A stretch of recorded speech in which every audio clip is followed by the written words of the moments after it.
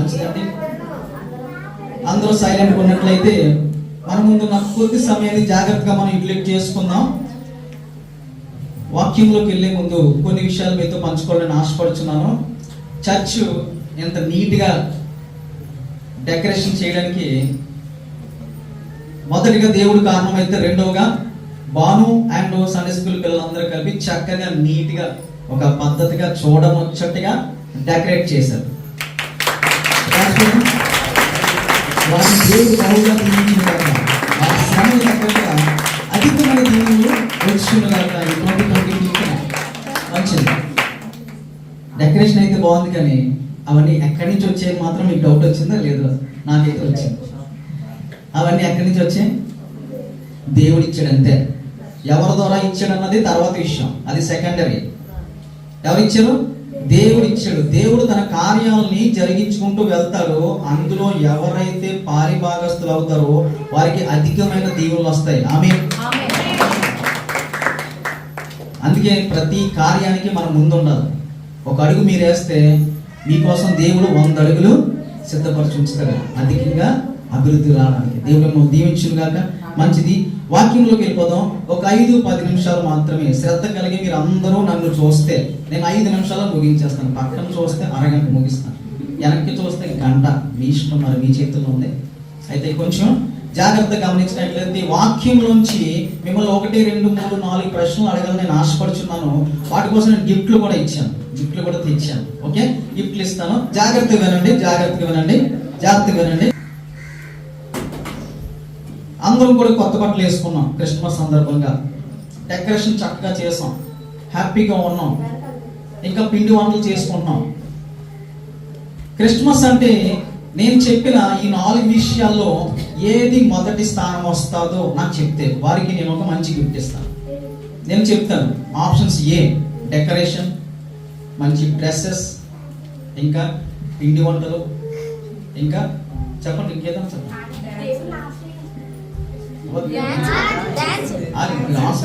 నేను ఆప్షన్స్ ఇస్తున్నాను. First dances అనుకోండి, స్కిట్లు, డాన్స్. ఈ 4 గంటలు ఏది, ఈ 4 గంటలు ఏది వస్తుంది చెప్పండి. చెయ్యండి, చెప్పండి. Decoration, great. ఇంకా ఏంటో డాన్స్ అంట, గ్రేట్. నిజంగా అది కూడా చాలా ప్రాముఖ్యమైనది. ఇంకా పిండి వంటలు నేను వండుకోలేదు, మాకు ఎవరు ఇవ్వలేదు. ఇంకా స్కిట్ లోకి వెళ్ళిపోదు, మనం స్కిట్ చేద్దాం. Okay, great. నేను చెప్తున్న ఆన్సర్ ఆప్షన్ ఇంకా ఉంది. మీరు ఎవరైనా చెప్పగలిగితే చెప్పొచ్చు త్వరగా. ఆరాధించడం, మంచిది. Option number 5. దేవుడు నమ్ముతారు అన్ని. సరే, మీరు సైలెంట్ అయిపోండి, నేను వచ్చేస్తాను ఆన్సర్లోకి. గిఫ్ట్ మిస్ అయిపోయింది. మీరందరూ మరి ఎక్కువగా డీప్ వెళ్ళిపోతున్నారు. నేను చాలా సింపుల్ గా చెప్పాలని ఆశపడుతున్నాను. ఈ గిఫ్ట్ అయితే పక్కన పెట్టేస్తాను. జాగ్రత్త వినండి, జాగ్రత్త వినండి, జాగ్రత్త వినండి. ఇక నా సమయం వచ్చింది, మీరు మాట్లాడద్దు. క్రిస్మస్ రోజు మనం అన్నింటికన్నా మొదటి స్థానము దేనికి ఇవ్వాలో తెలుసా? దేవునికి ఇవ్వాలి. కరెక్టే, కరెక్టే. కానీ మనం ఎక్కడ క్రిస్మస్కి వెళ్ళినా సరే మనము దానికోసం ప్రిపేర్ అయ్యి వెళ్తామని చెప్పి దేవుడు చూస్తాడు. ప్రిపేర్ అవుతాం, డ్రెస్ చక్కగా వేసుకుంటాం, వస్తాం. ఈ యొక్క చిన్న టైం దేవుడికి కేటాయించినందుకు దేవుడు ఎంత ఆనందపడి మనతో ఏం చేస్తాడో చెప్పనా? ఏం చేస్తాడో చెప్పనా? మనతో ఒక్క మాట మాట్లాడాలని ఆశపడతాడు. త్రూ దేని ద్వారా? వాక్యము. ఆన్సర్ ఏంటి? అన్నిటికన్నా ముఖ్యమైనది వాక్యం. ఒక వాక్యము ఒక జీవితాన్ని మార్చేస్తుంది. ఒక మెసేజ్ ఒక వ్యక్తి జీవితాన్ని మొత్తం మార్గం అంతా మార్చేస్తుంది. అంత పవర్ఫుల్ వర్డ్ దేవుడు మనతో మాట్లాడని ఆశపడుతున్నప్పుడు మనం ఏం చేయాలి తెలుసా? మనం కష్టపడి వచ్చినందుకు దేవుడు ఒక్క మాట మాట్లాడితే చాలు, మన జీవితం బంగారు బాట అయిపోద్ది అని కూర్చోవాలి. సో మొదటి స్థానం దేనికి ఇవ్వాలి? వాక్యానికి ఇవ్వాలి, అంతే. ఆ తర్వాత మిగిలిన అన్ని కరెక్టే, కాదంటలేదు, అన్నీ ఉండాలి. కానీ దేవుడు మనతో మాట్లాడితే మన జీవితాలు వెలిగింపబడతాయి. దేవుడు వెలుగై ఉన్నాడు కనుక ఆ వెలుగు మనలోకి వచ్చి మన జీవితాలని వెలిగింపజేస్తుంది. రుజువు ఏంటంటే ఒకప్పుడు మనం చాలా డల్గా ఉండేవాళ్ళం, ఫైనాన్షియల్గా అన్ని విషయాల్లో డల్గా ఉండేవాళ్ళం. కానీ వెలుగు వచ్చిందా లేదా? మనకి తెలియకుండానే దేవుడు మనలో వెలుగు ఉంచాడు. వెలుగై ఉన్న దేవుడు మనలోకి వచ్చి మనల్ని ఏం చేస్తాడు? మంచి మార్గం వైపు నడిచేటట్టుగా ఆలోచనలు ఇస్తాడు. హల్లెలూయా చెప్తామా? హల్లెలూయా. గ్రేట్. అంత గొప్ప దేవుడు మనం నమ్మి ఉన్నాం. సో మన మార్గాలు దేవుడు మారుస్తాడు. ఇంకొక ప్రశ్న అడుగుతా ఉంటే చాలా పెద్దది, మంచిది. దూత మరియం దగ్గరికి వచ్చి దయాప్రాప్తురాలు అని చెప్పేసి చక్కగా మాట్లాడు. యేసు దగ్గరికి వచ్చి ఏమంటుంది? నువ్వు విడిచిపెట్టొద్దు, అసలు కార్యం అంతా వేరేగా జరుగుతుందని చెప్పేసి ధైర్యం ఇచ్చింది. నేను అనుకుంటున్నాను, అక్కడే ప్రశ్న వస్తుంది జాగ్రత్తగా. నేను అనుకుంటున్నాను, ఆయనకి ఎందుకు చెప్పాలి, లేకపోతే ఆయన పర్మిషన్ ఎందుకు చెప్పాలి? దేవుడు మరియ కన్యకగా ఉన్నప్పుడు కడుపులో పుట్టాలన్నది ప్రొపసీ, అంతే కదా. మరియ తల్లి కన్యకగా ఉన్నప్పుడు కడుపులో పుట్టాలన్నది ఒక ప్రవచనం. అది నెరవేరడానికి యోసేపు గారి తాలూకా, అంటే భర్తగా ఉన్న అతని తాలూకా, ఇంకా అవ్వకముందున్న తాలూకాది పర్మిషన్ ఎందుకు తీసుకున్నారు చెప్పండి, ఎవరైనా చెప్పండి. ప్రధానమైంది కాబట్టి లేదు, కాదు. లోకరీతిగా భర్తగా ఉన్నాడు కాబట్టి ఇంకా మంచి ఆన్సర్ ఉంది.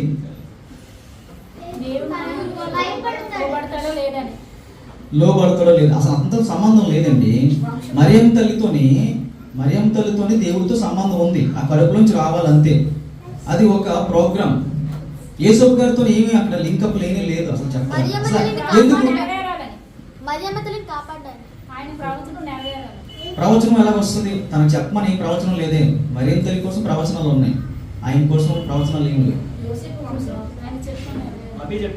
అవి చెప్పు. యోసేపు వంశం కాదు. సరే, ఇది ఈ గిఫ్ట్ కూడా ఇక్కడ ఉండిపోతుందా ఏంటి? మరియమ్మ తల్లిని కాపాడాలని ఇది కొంచెం సరిపోతుందేమో. సరే, జాగ్రత్తగా చెప్తాను చూడండి. ఓకే, గిఫ్ట్ కార్తీక్ వచ్చేసింది, నేను ఎక్స్ప్లెయిన్ చేస్తాను. అందరు క్లాస్ చూడదాం.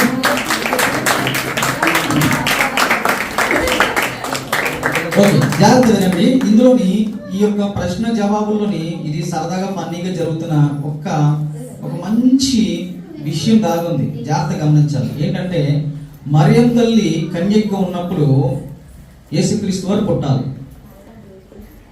బాగుంది. మరియం తల్లి యాక్సెప్ట్ చేసింది. డైరెక్ట్ గా దూత వచ్చి చెప్పగానే యాక్సెప్టెడ్.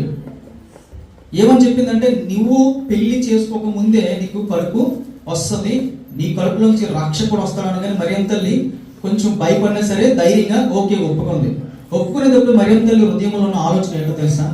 అదేంటి, లోకం ఒప్పుకుంటుందా లేదని ఒక చిన్న డౌట్ వచ్చింది. రెండోది, ఆ రోజుల్లో ఉన్న ఆచారం ఏంటో తెలుసా? ఇజ్రాయెల్ ప్రజలు, యూదుల్లో ఉన్న ఆచారం ఏంటో తెలుసా అండి? ఎవరికైనా పెళ్లి కాకముందు కడుపు వస్తే వాళ్ళని రాళ్లతో కొట్టి చంపేయాలన్నది ఒక ఆచారం. చాలా స్ట్రిక్ట్ గా యేసుక్రీస్తు వచ్చే వరకు కూడా దాన్ని పాటించేశారు. యేసుక్రీస్తు వారు వచ్చి తర్వాత మార్పు చేసినప్పుడు కొంతమంది యాక్సెప్ట్ చేశారు ఆలోచన చేసి, కొంతమంది ఏం చేశారంటే యాక్సెప్ట్ చేయకుండా ఈయన మీద రివర్స్ అయ్యారు. ఇక్కడ మరియం తల్లికి ఏమొస్తుంది? కడుపు వచ్చి బిడ్డ పుడతాడు. కానీ తల్లిదండ్రులు సపోర్ట్ చేస్తారంటే తల్లిదండ్రులు సపోర్టు చేయరు. ఎందుకు చేయరంటే తల్లిదండ్రులకు భయం వేస్తుంది, చుట్టుపక్కల ఎవరైనా ఏమంటారేమని. అయితే ఒక మారల్ సపోర్ట్, ఒక లీగల్ సపోర్ట్, ఒక సొంత వ్యక్తి సహాయము రిక్వైర్మెంట్ ఉందా? మరియం తల్లిని ఒక ప్రేమగా చూసుకుని జాగ్రత్త వహించి సొంత వ్యక్తిని చూసినట్టుగా చూడడానికి ఒక వ్యక్తి కావాలి. ఎవరు? భర్త కాబోతున్న యూసుఫ్. అందుకే అతను ఒప్పించింది దూత, అతను చెప్పింది, ఇంటిమేషన్ చేసింది. ఇదిగో మరియం తల్లికి ఇలా జరుగుతుంది. ఇప్పుడు తన ఒక్కటి పోరాటం చేయడం అవ్వదు. తల్లిదండ్రులు అంత మోరల్ సపోర్ట్ ఇవ్వరు. ఇప్పుడు కూడా భర్త ఇచ్చే సపోర్ట్ తల్లిదండ్రులు ఇవ్వకపోవచ్చేమో కొన్ని సందర్భాల్లోనే. అందుకని నువ్వు సపోర్ట్గా ఉండు. నీ సపోర్ట్ ఖచ్చితంగా ఎవరికి కావాలి? రక్షకుడు ఉంటే మరియమ్మ తల్లికి నీ సపోర్ట్ కావాలని చెప్పేసి ఏం చేసిందో తెలుసండి? దూత ఇంటిమేషన్ చేసినప్పుడు యేసోపు గారు ఒప్పుకున్నాడు. అందుకే ఆయన సపోర్ట్. తర్వాత ఒక 3 నెలలు వాళ్ళ ఇంట్లోనే ఉన్నారు చక్కగానే. ఒక 3 నెలల వరకు అక్కడక్కడే ఉన్నారు. 3 నెలల తర్వాత ఏం జరుగుతుంది అంటే మరియం తల్లికి కడుపు కొంచెం పెద్దది అవుతుందో లేదా? పెళ్లి ప్రదానం చేయబడింది కానీ ఇంకా పెళ్లి అవ్వలేదు, కలుసుకోకూడదు, కలుసుకుంటే రాళ్ళతో కొట్టేస్తారు. ఇప్పుడు కడుపు పెద్దది అవుతున్నప్పుడు అందరికీ కనపడుతుంది కదా. ఇప్పుడు ఎలాగ దీన్ని హైట్ చేయాలి? ఇప్పుడు ఎలా హైట్ చేయాలి? చూడండి దేవుని ప్రణాళిక ఎలా ఉంటుందో. మన జీవితంలో కూడా ఎక్కడెక్కడో ఏదేదో జరుగుతుంది. అది మన యొక్క అభివృద్ధికి కారణం అవుతుంది, మనకి సపోర్ట్ చేస్తూ ఉంటుంది. అది ఎలా కవర్ చేశాడంటే దేవుడు ఆ టైంలోనే అనుకోకుండా ఇంకో ఊరు వెళ్ళడానికి మస్ట్ అండ్ షుడ్గా అక్కడికి వెళ్ళాలి అన్న క్రియేటివ్ ఒకటి చేశాడు. ఏంటంటే జనాభా లెక్కలు, జనసంఖ్య రాయబడుతుంది. మీ సొంత ఊరికి వెళ్ళిపోండి, ఎక్కడో అక్కడికి వెళ్ళిపోండి, ఎవరింటోళ్ళు ఉన్నారో అక్కడికి వెళ్ళిపోండి. మీ సొంత ఊరికి వెళ్ళిపోయి అక్కడ లిస్టులోని మీ ఆధార్ కార్డ్ నెంబర్స్ ఏం చేయాలి, మీరు నమోదు చేసుకోండి అని చెప్పేసి ఒక అనౌన్స్మెంట్ వచ్చినప్పుడు ఏం చేస్తున్నారు, కడుపుతో ఉన్న ఆవిడే కడుపుతో ఉండి ఇంక బయటికి వచ్చి తర్వాత అందరిలోని ఎగతాళి ఫేస్ చేసి చాలా ఇబ్బంది పడి ఆ యొక్క మూమెంట్ వచ్చేసరికి తండ్రి అని దేవుడు ఏం చేశాడు, బాలయేసుని చాలా జాగ్రత్తగా ఊరు మార్చేశాడు. ఊరు మార్చేస్తే ఏం జరుగుతుంది, అసలు అవతల వాళ్ళకి ఏమో తెలుస్తుంది, ఇక్కడ ప్రధానం అయ్యిందో పెళ్ళి అయిందో ఏం జరిగిందో అవతల ఊరికి ఏమీ తెలియదు. ఎంత గొప్ప ప్రణాళిక వేసాడు తెలుసా. అలాగే మన జీవితాల్లో కూడా దేవుడు ఏం చేస్తాడో తెలుసా, గొప్ప ప్రణాళిక వేస్తూ ఉంటాడు. దేవుడు నామమునకు స్తోత్రం కలిగిన గాక. హల్లెలూయా. గొప్ప దేవుడు మనం కలిగి ఉన్నాము. దానియేలు గ్రంథంలోంచి 2వ అధ్యాయము 44వ మాట చూసుకుని ముగింపులోకి తీసుకెళ్దాం. ఆ రాజుల కాలంలో పరలోకమందున దేవుడు ఒక రాజ్యము స్థాపించును. సరిపోతుందండి. కొన్ని రోజుల తర్వాత ఒక బలమైన రాజ్యం వస్తుంది. ఒక 4 రాజ్యాల తర్వాత ఒక బలమైన రాజ్యం వస్తుంది. అక్కడి నుంచి రాజరికము పూర్తిగా 100% అది నామరూపాలు లేకుండా వెళ్ళిపోతుంది. ఒకే ఒక రాజ్యం వస్తుంది. ఆ రాజ్యం ఏంటో తెలుసా, క్రీస్తు రాజ్యము అని చెప్పి దానియేలు గారు చాలా రోజుల ముందు ఒక ప్రవచనం చెప్పారు. ఆయన దేవుడి యొక్క ఆత్మ చేత ఒక ప్రాపసీ రిలీజ్ చేసినప్పుడు అది ఎక్కడ నెరవేరుతుందో తెలుసండి. లోకాసు వార్తలోని 11వ అధ్యాయం 20 మాట చూసినట్లయితే, లోకాసు వార్త 11:21 వచనంలో చూసినట్లయితే,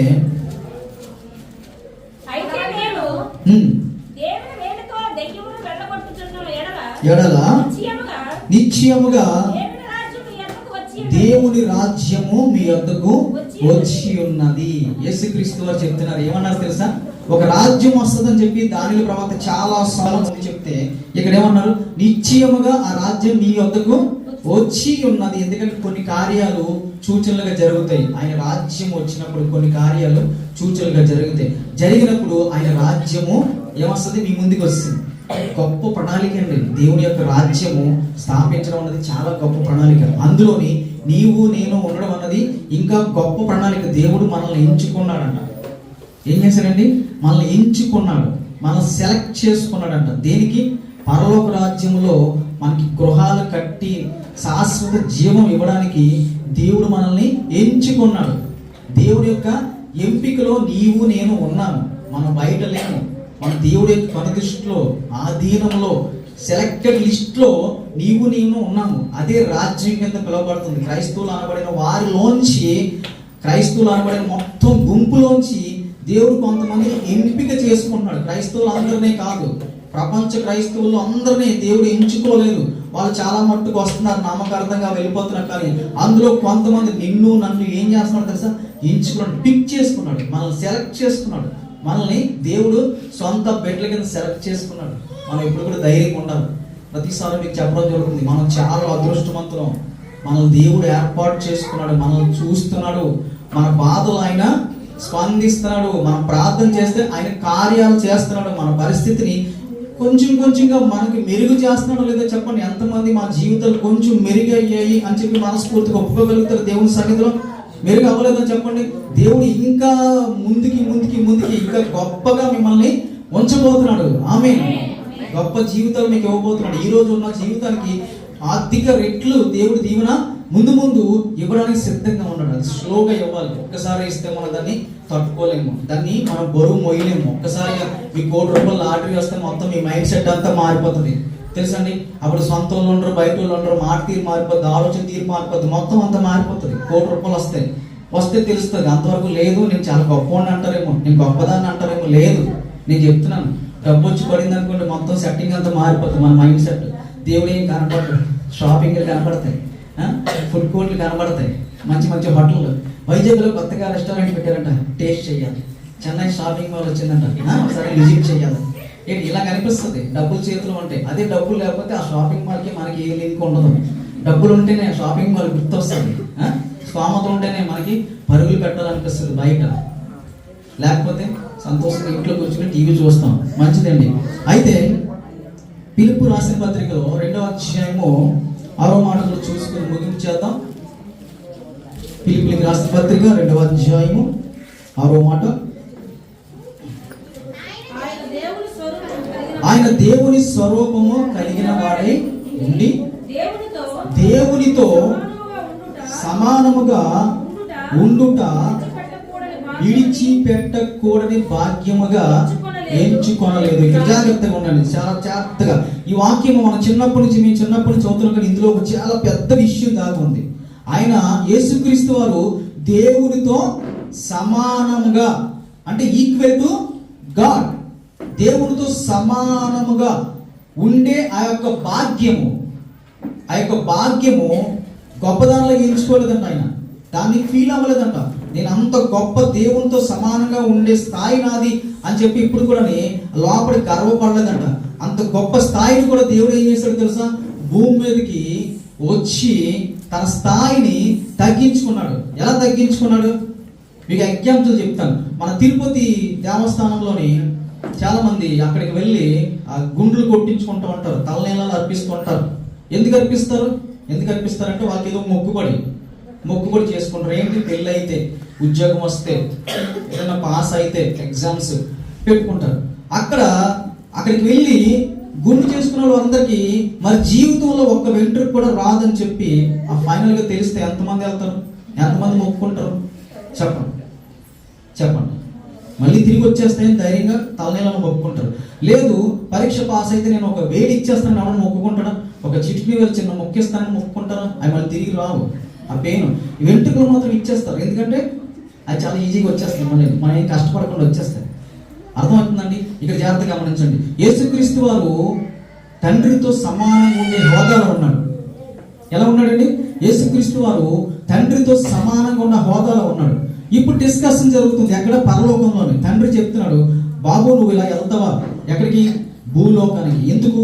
ఇది పరిస్థితి. ఓకే, నువ్వు మరణించి తిరిగి రావాలంటే నేను వెళ్తానని చెప్పి చాలా ఫోర్స్ గా ముందుకు వస్తాడు యేసుక్రీస్తు వారు. చాలా ఫోర్స్ గా నేను వెళ్తాను, ఎస్, ప్రజలందరినీ మార్చడానికి నేను చాలా కష్టపడి చనిపోతానని చెప్పినప్పుడు ఆ పక్కన పరిశుద్ధాత్మ దేవుడు ఉంటాడా లేదా? తండ్రి కుమారు పరిశుద్ధాత్మ దేవుడు ఈక్వల్. ఈ వచనం గమనించారా? యేసుక్రీస్తు వారు దేవునితో సమానంగా ఉండే హోదాలో ఉన్నారు. పరిశుద్ధాత్మ దేవుడు కూడా సమానంగా ఉండే హోదాలో ఉన్నారు. అలా ముగ్గురు. అందుకే త్రియేక దేవుడు అని చెప్పి మనం అప్పుడప్పుడు సంబోధిస్తుంటాం. ఒక దేవుడే ముగ్గురు కింద కాదు, ముగ్గురు ఒకటై ఉన్నారని. అర్థమవుతుందండి? ముగ్గురు ఆలోచనలు ఒకటై ఉన్నాయని, ముగ్గురు ఒకేలాగా ఆలోచిస్తారని, ముగ్గురికి ఒకరికి విభేదాలు ఏమీ లేవు, ఒకే మాట మీద ఉంటారన్నది ముఖ్యమైన అంశం. అయితే అంత గొప్ప దేవుడు నేను భూలోకానికి వెళ్తానన్నప్పుడు పరిశుద్ధాత్మ దేవుడు ఎంటర్ ఏమని చెప్పాడు తెలుసండి? తిరుపతికి వెళ్ళినప్పుడు గుండు కొట్టించుకుంటే మళ్ళీ తిరిగి రావు అని తెలిస్తే వెళ్తారా? ఎవ్వరు వెళ్ళరు. కానీ యేసుక్రీస్తు వారు చెప్పిన మాట ఏంటి తెలుసా? నువ్వు భూలోకానికి వెళ్తే మళ్ళీ నువ్వు తిరిగి వచ్చేసరికి మళ్ళీ ఇప్పుడున్న స్థాయి నీకు ఉండదు, ఇప్పుడున్న పవరు నీకు ఉండదు, ఇప్పుడున్న ఆ స్ట్రక్చర్ నీకు ఉండదు, ఆ స్ట్రక్చర్ కోల్పోతావు అని చెప్పి యేసుక్రీస్తు వారు చెప్పారు. తెలుసా మీకు ఆ విషయం? తెలుసా? బైబిల్లో రాయబడింది. ఆ స్ట్రక్చర్, ఆ ప్రభావం, లేకపోతే ఆ యొక్క వెలుగు, ఆ యొక్క స్థితిని, ఆ పరిస్థితి నువ్వు కోల్పోతావు అని చెప్పి యేసుక్రీస్తు వారికి చెప్పినప్పుడు, అయినా పర్వాలేదు నేను భూలోకానికి వెళ్తాను అని చెప్పి భూమి మీదకి వచ్చాడు. ఎలా వచ్చాడు? తల్లి గర్భమందులో జన్మించి శరీరం తీసుకుని పెరిగిన తర్వాత మన కోసం చనిపోయి 3 రోజుల తర్వాత లెగిసి ఆ సమాధిలోని శరీరం మీదకి మహిమ దేహం, మొట్టమొదటిసారిగా ఒకే ఒక్క దేహం వచ్చింది భూమి మీద. చనిపోయిన తర్వాత మహిమ దేహం ఎవరికి వచ్చిందో తెలుసా? యేసుక్రీస్తు వారికి వచ్చింది. మిగిలిన వాళ్ళందరూ చనిపోయి తిరిగి లేచారు. ఆయన జీవిత కాలంలోని చాలా మందిని బ్రతికించాడు, చనిపోయిన వాళ్ళు బ్రతికించాడు. కానీ వాళ్ళకి మళ్ళీ మహిమ దేహం రాలేదు. మొట్టమొదటిసారిగా ఫస్ట్ టైం ఒక సూట్ వచ్చింది, మహిమ దేహం. ఎవరి మీదకో తెలుసా? యేసుక్రీస్తు వారి యొక్క ఈ ఫిజికల్ బాడీ మీదకి వచ్చింది. అది ఒక గ్లో లాగా ఉంటుంది, అది ఒక వెలుగులాగా ఉంటుంది. దానికి కోరికలు ఉండవు, ఆ దేహానికి కోరికలు ఉండవు. అది ఒక రకమైన డిఫరెంట్గా ఉంటుంది. దానికి అలా చేయాలి, ఇలా చేయాలి, అధికారం చలాయించాలి, లేకపోతే నేను గొప్ప, నేను ఇది అని చెప్పి అది ఉండదు. అందుకే దేవుడు పరలోక రాజ్యంలోకి మనం తీసుకెళ్తున్నప్పుడు మనందరికి ఏం చేస్తానన్నాడు? మహిమ దేహాలు ఇస్తానంట.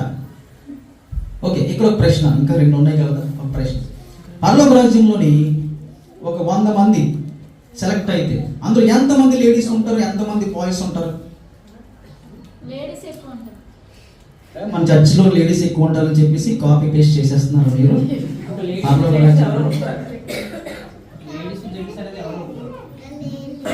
ఇంటి ఇస్తాను చూడండి. పరలోక రాజ్యంలోని బ్లెస్సీ తల్లి ఉంటుంది, నేను ఉంటాను, కార్తీక్ ఉంటాడు. ఇది హింటూ. బ్లెస్ తల్లి ఉంటుంది, మన సంజితల్లి ఉంటుంది, ఎఫ్సి ఉంటుంది, ఎఫ్సి ఉంటుంది, బ్లెస్సీ ఉంటుంది, కార్తీక్ నేను ఉంటాం. ఇది హింటూ. చెప్పండి ఇప్పుడు ఎంతమంది ఉంటారు? 5 ఓన్లీ. ఇది ఎంతమంది లేడీస్ ఉంటారు, ఎంతమంది జెంట్స్ ఉంటారు? సూటిగా చెప్పాలి. హింట్ తీసుకోవాలి మీరు. నువ్వు ఉంటావు, బ్లెస్సీ ఉంటుంది. ఇప్పుడు చెప్పు. అదేంటండి సమానమా? ఈక్వల్.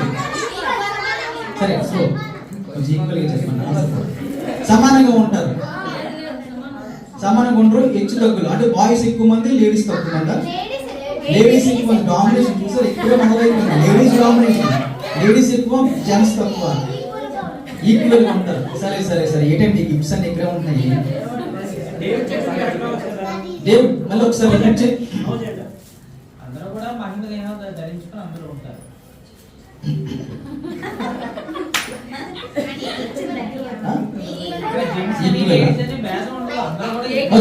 అయితే డేవిడ్ రాజు ముందుకు వస్తారు. క్లాస్ కూడా ఆన్సర్ వచ్చింది.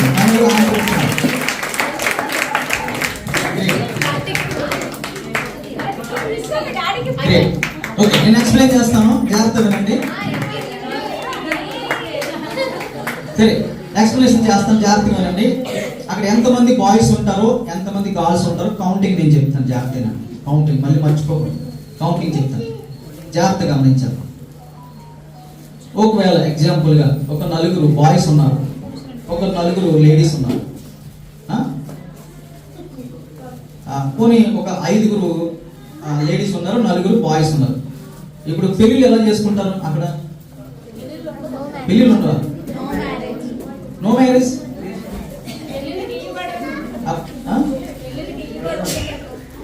చెప్పండి.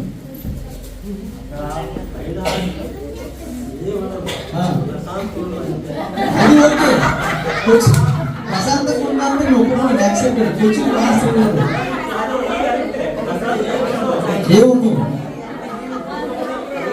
మనుషులు ఉంటారు. మనుషుల్లో లేడీస్ జెంట్స్ అన్నది వచ్చింది ఇక్కడ. మంచిది. Okay, very good. ఎక్స్ప్లెనేషన్ చెప్పేస్తాను చూడండి. డేవిడ్ రాజు ఆల్రెడీ విన్ అయ్యాడు. చెప్పండి సిస్టర్. అందరూ లేడీసే, మరి మేమేమవుతాం?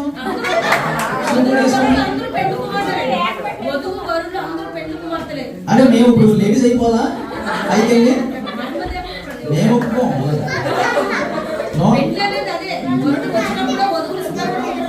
పరలోక రాజ్యంలో బాయ్స్ అందరూ లేడీస్ అయిపోతారు. అయితే అంతేనా? లేడీస్ బాయ్స్ అందరూ కలిపి లేడీస్ అయిపోతారు.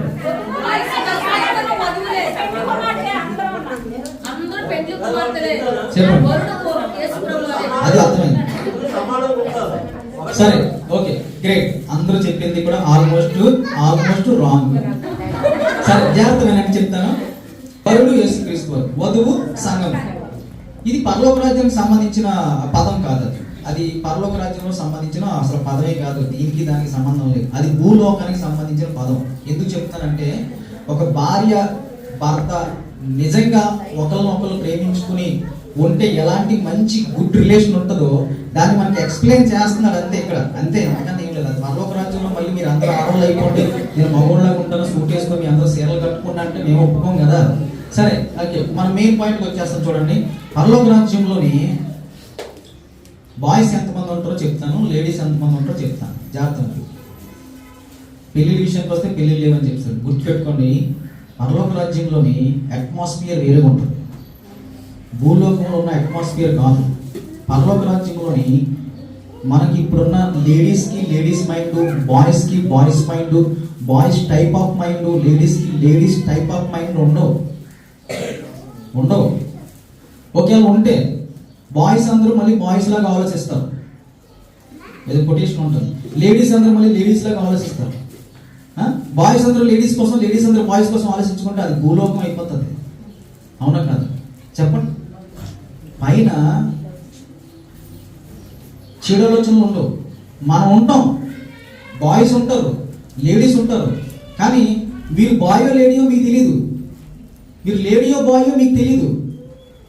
ఇక్కడ మీరు సెపరేట్ చేయబడ్డారు. మీ సోల్స్ అన్నీ ఒకే రకమైన వెలుతురు కలిగిన లైట్స్ కొన్ని ఆటోమేటిక్గా బాయ్ శరీరంలోకి వచ్చే భూలోకంలో, కొన్ని ఆటోమేటిక్గా లేడీ శరీరంలోకి వచ్చే. సోల్స్ అన్నీ కూడా ఏకరీతిగా ఉంటాయి, సోల్స్ అన్ని కూడా ఈక్వల్గా ఉంటాయి. ఆ సోల్కి ఆకలి ఉండదు, కోరిక ఉండదు, తప్పు చేయడం ఆలోచన ఉండదు, ఏ బ్యాడ్ హ్యాబిట్స్ ఉండదు, అవసరం లేదు ఆ సోల్కి. ఎందుకంటే ఈ భూలోకంలో ఇవన్నీ మనకి కావాల్సి ఉన్నాయి, కానీ పరలోక రాజ్యంలో ఇవేవి రిక్వైర్మెంట్ లేదు. అక్కడికి వెళ్ళిన తర్వాత మనమే ఉంటాం. మళ్ళీ గుర్తుపెట్టుకోండి, అదంతా మేము ఉండమేమో అనుకోకండి. మీ మైండ్ సెట్, మీ నాలెడ్జ్, మీ యొక్క మెమరీ కార్డుతోనే పైకి వెళ్తారు, మీ ఎక్స్పీరియన్స్తోనే పైకి వెళ్తారు. కానీ మీరు ఒక కొత్త రకంగా ఉంటారు. మీ పైన ఒక సూట్ లాంటిది వస్తుంది, అది ఒక వెలుతురు లాగా ఉంటుంది, అది ఒక ప్రభావం కలిగి ఉంటుంది. అది మిమ్మల్ని ఏం చేస్తుందో తెలుసా? మీకు ఎటువంటి చెడ్డ ఆలోచనలు కూడా మీకు ఉండే రిక్వైర్మెంట్ లేని పరిస్థితికి వెళ్ళిపోతాం. అక్కడ పెళ్ళిళ్ళ మీద ఉండదు, పెళ్ళి అనే కాన్సెప్ట్ అసలు ఉండదు. అది రకంగా ఉంటుంది. చిన్ని పిల్లలు ఉంటారు, అప్పుడే పుట్టిన వాళ్ళ కోసం వాళ్ళు ఏమైనా పెళ్ళిళ్ళ కోసం ఆలోచిస్తారండి. వాళ్ళకి అదో రకమైన నేచర్ అంతే. మనం పైకి వెళ్ళిన తర్వాత ఎంత పెద్దోళ్ళమైనా సరే ఒక రకమైన పీస్ఫుల్ నేచర్ ఉంటుంది. అది బాయ్స్ లేడీస్ అనే డిఫరెన్స్ మనకు తెలియదు. అవ్వకి ఆదాంకి ఎలాగైతే తెలియదో ఒకప్పుడు, అలాగే మనకి పరలోక రాజ్యం వెళ్ళిన తర్వాత డిఫరెంట్ అస్సలు తెలియదు. చాలా హ్యాపీగా ఉంటాం, చాలా సంతోషంగా ఉంటాం. ఎవరిని చూసినా మనకి ప్రేమ వస్తుంది. అది లేడీయా బాయా అన్నది అసలు మనకి క్లారిటీ ఉండదు. మనం ఒక రకంగా ఉంటాం. ఇదే మైండ్ సెట్ ఉంటుంది. మళ్ళీ పూర్తిగా మెమొరీ అంతా తీసేస్తాడని చెప్పట్లేదు. అలాగైతే మనం ఎంత కష్టపడి ఇక్కడ బ్రతకడం ఎందుకు, భక్తి చేయడం ఎందుకు, పరలోక రాజ్యం సాధించడం ఎందుకు? ఇలా కాదు, మనం ఇలానే వెళ్తాం. కానీ మనకి ఇవ్వబడిన మహిమ దేహంకి చాలా పవర్ ఉంటుంది. అది మనల్ని ఆవరిస్తుంది. మనకి కావాల్సినవన్నీ కూడా అది అక్కడ చూసుకుంటుంది. మనకి అక్కడ ఏ బ్యాడ్ హ్యాబిట్ ఉండదు, ఏ ఉండనవసరం లేదు అక్కడ. అది భూలోకం కాదు, అదో రకమైన డిఫరెంట్ లోకం అది పరలోక రాజ్యం. అక్కడ అందరూ ఈక్వల్గా ఫీల్ అవుతారు. మంచిదండి. అది ఆయన దేవుని స్వరూపంలోంచి ఏం చేశాడంటే భూమి మీదకి వచ్చాడు కదా. భూమి మీదకి వచ్చిన తర్వాత ఏం జరిగిందో చెప్తాను, జాగ్రత్త వినండి. ఏం జరిగిందంటే ఆయన అక్కడున్న దైవత్వం తాలూకా స్ట్రక్చరు భూమి మీదకి రాగానే మహిమ దేహం కింద మారిపోద్ది. ఇప్పుడు పైకి వెళ్ళిన తర్వాత 2 లైట్స్ ఉంటాయి. పరిశుద్ధాత్మ దేవుడు, యెహోవా దేవుడు 2 లైట్స్ లాగా ఉంటాయి. యేసుక్రీస్తు గారు మాత్రం ఇంచుమించుగా మనలా ఒక ప్రభావంతో ఉంటాడు. అర్థమవుతుందండి? యేసుక్రీస్తు వారు లైట్ లాగా ఉంటాడు. తండ్రి అయిన దేవుళ్ళ కనపడ్డు అక్కడ మనకి. పరిశుద్ధాత్మ దేవుళ్ళకి మనకు కనపడ్డు.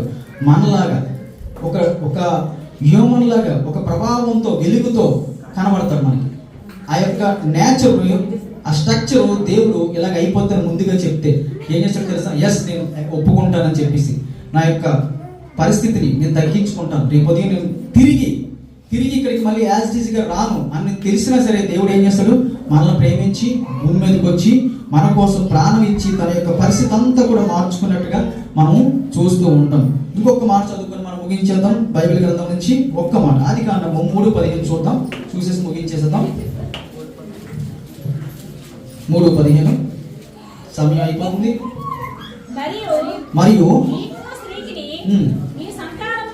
నీ సంతానమునకును ఆమె సంతానమునకును వైరము కలుగ చేసేదను. సరిపోతుందండి. ఏ సంతానం అండి? స్త్రీ సంతానం. చెప్పండి, ఏ సంతానము? స్త్రీ సంతానం. ఆల్రెడీ లాస్ట్ క్రిస్మస్ లో చెప్పడం జరిగింది. మనుషులందరూ కూడా మనందరం స్త్రీకి జన్మించాం. అవునా కదా? మనుషులు ఎలా పడతారు? స్త్రీకి పడతారు. కానీ వాస్తవానికి మత్తయి సువార్తలోని 1వ అధ్యాయం చూద్దాం ఒకసారి. మత్తయి సువార్తలో మొదటి అధ్యాయము 2-3 మాటలు స్పీడ్గా. అబ్రహాము కుమారుడగు దావీదు ఆ. కుమారుడైన యేసుక్రీస్తు వంశావళి. ఉమ్. అబ్రహాము అబ్రహాము ఇస్సాకుని కనెను, ఇస్సాకు యాకోబుని కనెను, యాకోబు భార్య యోదాను కనెను. అతని అన్నదమ్ములను కనెను. ఆ. యూదా యోదా భార్య, ఇక్కడ అర్థమవుతుందండి. అబ్రహాము భార్య కనలేదు, ఇక్కడ ఎవరు? యాకోబు భార్య కనలేదు. చెప్పండి. ఇలాగా మన జాగ్రత్త చదివినట్లయితే అందరూ బాయ్ పేరు రాసి కనెను కనెను కనెను కనెను అన్నప్పుడు చిన్నప్పుడు నాకు అర్థమయ్యేది కాదు. ఎందుకంటే లేడీస్ మీద పిల్లలకి అంటారు, బాయ్స్ కనెను కనెను కనెను అంటే దేవుడు ఎంతో ఎంతో తెలివైన వాడు. బిడ్డలు పుట్టింది అంతా కూడా మగవాళ్ళకే పుడతారు, ఆడవాళ్ళకి పిల్లలు ఏం పుట్టరు. ఆడవాళ్ళు సేఫ్ జోన్లో దాన్ని తీసుకొచ్చి భూమి మీదకి ఇస్తూ ఉంటారు అంతే. కానీ స్త్రీకి పుట్టిన ఏకైక సంతానం ఎవరో తెలుసా? డైరెక్ట్ గా స్త్రీకి పుట్టిన సంతానం యేసుక్రీస్తు వారు. మగవాళ్ళ ప్రమేయం లేకుండా డైరెక్ట్ గా పరలోక రాజ్యం నుంచి స్త్రీ కడుపులోకి ఎవరు వచ్చారో తెలుసా? యేసుక్రీస్తు వారు. అందుకే స్త్రీ సంతానము, మిగిలిన ప్రపంచ జనాభా అంతా కూడా పురుషుని సంతానము. మిగిలిన ఒకే ఒక్క దేవుడు, మన దేవుడు యేసుక్రీస్తు స్త్రీ యందు జన్మించి, యేసుక్రీస్తు వారు స్త్రీ యందు జన్మించారు. అందుకే స్త్రీ సంతానానికి సాతానికి వైరం వచ్చింది. ఏ సంతానము? స్త్రీ సంతానము. దేవుడు మహిమ దేవుడు మనకేం చేశాడు? స్త్రీ సంతానానికి వచ్చి మనందరినీ కూడా కాపాడి ముందుకు తీసుకెళ్ళడానికి తను ఎంతగానో త్యాగం చేసినట్టుగా మనం ఇక్కడ చూస్తూ ఉంటాము. హెబ్రీయులకు రాసిన పత్రికలోని 9వ అధ్యాయం 26వ మాట చదువుకొని మనం ముగించేద్దాం. హెబ్రీయులకు రాసిన పత్రిక 9వ అధ్యాయము 26 త్వరగా. జగత్ పునాది వేయబడక మొదలుకొని ఆయన అనేక పర్యాయములు శ్రమ పడవలసి వచ్చును. అయితే ఆయన యుగముల సమాప్తి అందు తను తానే బలిగా అర్పించు కొనుట వలన. సరిపోతుందండి. ఇక్కడ కూడా ఒక విచిత్రమైన ఒక ప్లానింగ్ ఉంది. జాగ్రత్త గమనిస్తే యేసుక్రీస్తు వారు ఎప్పుడు బలి అవుతారని రాయబడిందో తెలుసా? ఎప్పుడు భూమి మీదకి వస్తారని రాయబడిందో తెలుసా? యేసుక్రీస్తు వారు అనేక పర్యాయములు రాలేదు. ఆయన యుగముల, నేను అది మళ్ళీ పర్టికులర్గా చదివాను. యుగముల అని చదివితే ఈ ఎన్ని యుగాలు ఉన్నాయో అన్ని యుగాలు చివరి యుగంలో అంటారు. యుగముల సమాప్తి, యుగాలన్నీ కూడా క్లోజ్ చేసే టైంకి యేసుక్రీస్తు వారు వచ్చి చనిపోతారని లేఖనం చెప్తుంది. అంటే యేసుక్రీస్తు వారు వచ్చి ఎన్ని రోజులు అయింది? ఇప్పటికి ఈ 2024 సంవత్సరాల ముందు లాస్ట్ యుగం మొదలైంది. ఈ భూమికి చివరి యుగం ఏంటో తెలుసా? చివరి యుగం. మనం ఎక్కడున్నాము? భూలోకానికి చివరి కాలంలో మనం ఉన్నాం. లాస్ట్ యుగంలో ఉన్నాం. యుగముల సమాప్తి అందు యేసుక్రీస్తు వారు వచ్చి చనిపోతున్నట్టుగా తెలియజేయబడుతుంది. అంటే అర్థమైందా మీకు? మీ అందరూ సీఎంఆర్కి వెళ్ళారు? ఎవరైనా ఎంతమంది వెళ్ళారు? సీఎంఆర్ సెంటర్కి ఎంతమంది వెళ్ళారు? డీవియేట్ అవ్వకూడదు. ఎంతమంది వెళ్ళారు? సీఎంఆర్ సెంటర్ 4వ ఫ్లోర్కి వెళ్ళిన తర్వాత ఫైర్ అలారం వచ్చింది అనుకో, మీరు ఏం చేస్తారు? అటు ఇటు చూసుకోకుండా చాలా స్పీడ్గా మెట్ల నుంచి కానీ లిఫ్ట్ నుంచి కానీ కిందకు వచ్చే ప్రయత్నం చేస్తారు. ఫైర్ అలారం దేనికి సూచన అంటే ఒక రెడ్ అలర్ట్, ప్రమాదానికి సూచన. యేసుక్రీస్తు వారు ఎప్పుడు వస్తారో తెలుసా? ఒక రెడ్ అలర్ట్, ప్రమాదానికి సూచనగా చివరిగా యుగాల అంతంలో చివరి కాలంలో వస్తారు యేసుక్రీస్తు వారు. మనందరం ఏ జోన్లో ఉన్నాం చెప్పండి? రెడ్ అలర్ట్ లో ఉన్నాం. మనందరం ఏ జోన్లో ఉన్నాం? చివరి యుగంలో ఉన్నాం. మీరు నేను కూడా సేఫ్ జోన్లో ఏమీ లేవు. ఎగ్జాంపుల్ ఏంటంటే, ఒక టీచరు అందరినీ క్వశ్చన్ పేపర్లు ఇస్తుంది వరుసగా, వీళ్ళందరికీ ఇచ్చింది. ఇంకొక 4 క్వశ్చన్ పేపర్స్ ఇస్తుంది. ఎప్పుడు ఓకే రాయమంట చెప్పండి? టీచరు అందరి చేతికి క్వశ్చన్ పేపర్స్ వెళ్ళిపోయిన తర్వాత ఇప్పుడు స్టార్ట్ చేయండి అంటది. అవునా కదా? అందరి చేతికి క్వశ్చన్ పేపర్స్ వెళ్ళిపోయిన తర్వాత ఇప్పుడు మొదలు పెట్టండి అంటది. అలాగే ఈరోజు యుగాల అంతంలో చివరిలో అందరి చేతికి క్వశ్చన్ పేపర్ వెళ్ళిపోయిన తర్వాత అంటే అర్థం ఏంటో తెలుసా? అందరి చేతికి పాపం చేయడానికి అవకాశం ఇచ్చినప్పుడు పాపం చేయడానికి మీకు అవకాశం ఇస్తున్నాడు. అదే మీకు క్వశ్చన్ పేపర్ అందరికి ఇస్తాడంట. అందరికీ కూడా పాపం చేయడానికి క్వశ్చన్ పేపర్ ఇస్తాడు. ఒక పాపం చేయడానికి అవకాశం ఇస్తాడు. పాపం చేయడానికి అవకాశం మీ చేతికి ఇస్తాడు. ఇచ్చినప్పుడే ఎగ్జామ్ స్టార్ట్ అవుతుంది. ఇచ్చినప్పుడు చేతికి క్వశ్చన్ పేపర్ వచ్చినప్పుడు, పాపం చేయడానికి అవకాశం ఇచ్చినప్పుడు మీకు ఎగ్జామ్ స్టార్ట్ అవుతుంది. ఎగ్జామ్లో ఎంతమంది పాస్ అవుతారో వాళ్ళందరూ కూడా దేవుని యొక్క రాజ్యంలో మహిమ దేహాలతో ఉంటారు. ఎంతమంది అయితే ఫెయిల్ అయిపోతారో వాళ్ళందరూ కూడా ఎక్కడ ఉండిపోతారు? పాతాళ లోకంలోకి వెళ్ళిపోతారు. మనందరం కూడా పాస్ అయ్యే లిస్టులోకి వెళ్ళిపోవాలి. ఖచ్చితంగా మనందరం కూడా పాస్ అయ్యి దేవుని యొక్క సన్నిధికి ఖచ్చితంగా వెళ్ళాలని చెప్పి ఈ యొక్క క్రిస్మస్ రోజున మీ అందరు నేను రిక్వెస్ట్ చేస్తున్నాను, అందరూ కూడా ఎగ్జామ్ ఏం చేయాలి, పర్ఫెక్ట్ గా డిజైన్ చేద్దాం, పర్ఫెక్ట్ గా రాద్దాము, అందరూ పాస్ అవుతాము. మీ అందరికీ కూడా క్రిస్మస్ శుభాకాంక్షలు తెలియజేస్తున్నాము. ఆమేన్.